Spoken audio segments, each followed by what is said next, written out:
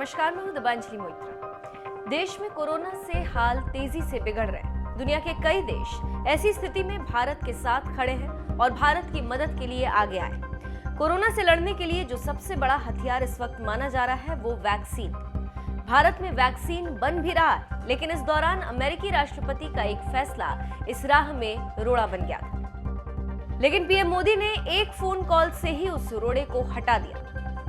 सोमवार को प्रधानमंत्री नरेंद्र मोदी ने अमेरिकी राष्ट्रपति जो बाइडेन से बात की। इस दौरान दोनों नेताओं ने भारत और अमेरिका में कोरोना के हालात पर चर्चा की। पीएम मोदी से फोन पर बातचीत के बाद ही अमेरिका वैक्सीन निर्माण के लिए भारत की मदद को तैयार हो गया।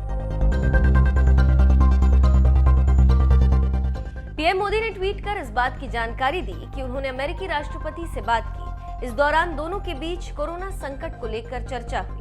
इस संकट की घड़ी में भारत का साथ देने के लिए प्रधानमंत्री मोदी ने जो बाइडेन का धन्यवाद दिया। पीएम मोदी ने ट्वीट कर लिखा, राष्ट्रपति बाइडेन के साथ बातचीत के दौरान टीकों संबंधी कच्चे माल, दवाओं की सप्लाई चेन की महत्ता को भी रेखांकित किया गया। स्वास्थ्य सेवा क्षेत्र में भारत और अमेरिका की साझेदारी से कोविड-19 की वैश्विक चुनौती से निपटा जा सकता है।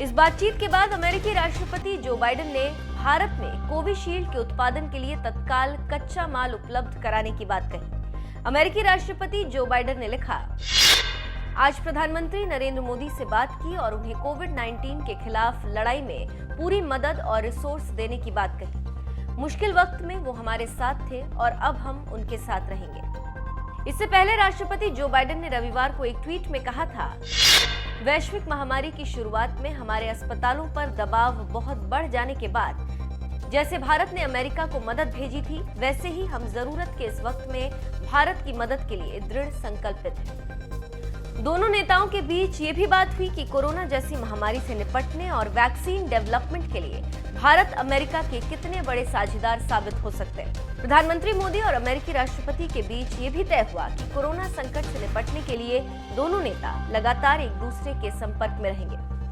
बता दें कि अमेरिका के पूर्व राष्ट्रपति डोनाल्ड ट्रंप ने वैक्सीन के कच्चे माल के निर्यात पर रोक लगा दी थी।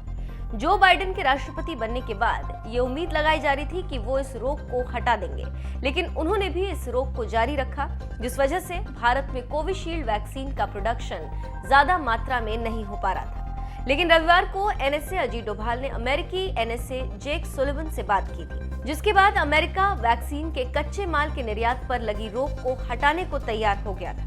इतना ही नहीं, अमेरिका की तरफ से मदद की पहली किश्त सोमवार को दिल्ली भी पहुंच गई। अमेरिका ने भारत की मदद के लिए 319 ऑक्सीजन कॉन्सेंट्रेटर भेजे थे। इनके अलावा वेंटिलेटर, रैपिड टेस्ट किट्स भी भेजी जा रही।